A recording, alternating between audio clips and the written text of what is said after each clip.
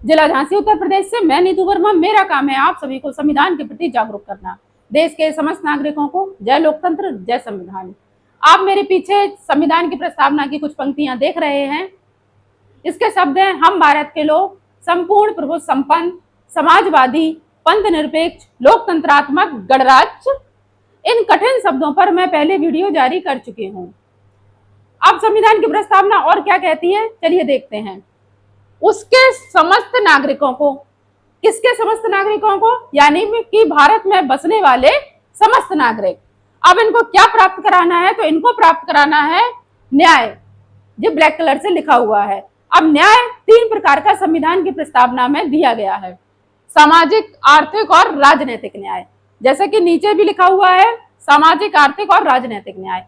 आज हम समझेंगे सामाजिक न्याय को। सामाजिक यानी कि समाज को समझते हैं। सबसे पहले समाज शब्द को, समाज क्या होता है? समाज जहां हम रहते हैं, बसते हैं, निवास करते हैं, जहां सभी धर्म जाति वर्ग लिंग के लोग भी रहते हैं, इन सबसे मिलकर बनता है समाज, जिसे हम पड़ोस और मोहल्ला भी कहते हैं। कभी कभी हम समाज का प्रयोग अपने जीवन में रोज ही करते रहते हैं।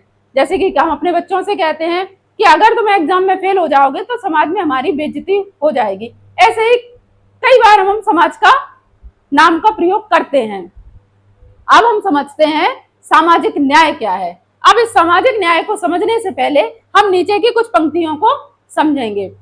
रंग, धर्म, जाति और लिंग के आधार पर किसी भी नागरिक के साथ भेदभाव होगा तो वह अन्याय महसूस करेगा। यानी कि इस आधार पर अगर किसी के साथ भी भेदभाव होता है तो वह अन्याय को महसूस करेगा, और वह अन्याय महसूस करेगा तो वह न्याय प्राप्त करना चाहेगा।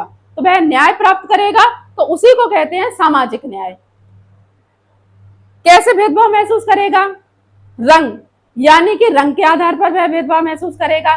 जैसे कि गोरे रंग के लोग भी होते हैं, काले भी होते हैं, सांवले भी होते हैं। कभी कभी जो काले होते हैं उनका भी मजाक उड़ाया जाता है कि कालिया करके उन्हें बुलाते हैं।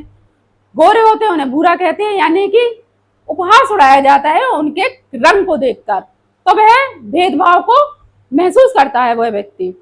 फिर धर्म के आधार पर, यानी कि समाज में सभी धर्मों के लोग भी रहते हैं, हिंदू, मुस्लिम, सिख, ईसाई, बौद्ध, जैन आदि।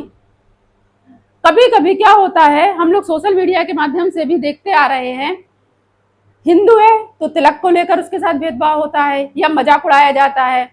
मुस्लिम है तो टोपी और दाढ़ी को लेकर, सिख है तो उसकी पगड़ी को लेकर, यानी कि धर्म के आधार पर भी भेदभाव होता है। फिर आता है जाति। जाति ऊंची और नीची जातियां होती हैं तो इन पर भी भेदभाव होता है। फिर आता है लिंग। लिंग यानी कि 3 प्रकार का होता है, मेल, फीमेल, थर्ड जेंडर। अक्सर हमने देखा है कि थर्ड जेंडर को देखकर लोग उपहास उड़ाते हैं, उसकी चाल को लेकर, उसकी वेशभूषा को लेकर। कभी कभी महिलाओं का भी मजाक उड़ाया जाता है। तो ऐसे भेदभाव जो व्यक्ति महसूस करता है, अन्याय को महसूस करता है, तो वह न्याय प्राप्त करना चाहता है। तो इस न्याय प्राप्त को करने के लिए वह सामाजिक न्याय प्राप्त करेगा, और इसका प्रावधान संविधान की प्रस्तावना में किया गया है। संविधान में भाग 3 मूल अधिकार, भाग 4 राज्य के नीति निदेशक तत्व में न्याय से संबंधित सुरक्षा का प्रावधान है। आशा करती हूँ कि आपको सामाजिक न्याय समझ आया होगा। मिलते हैं अगले वीडियो में, तब तक के लिए जय लोकतंत्र जय संविधान।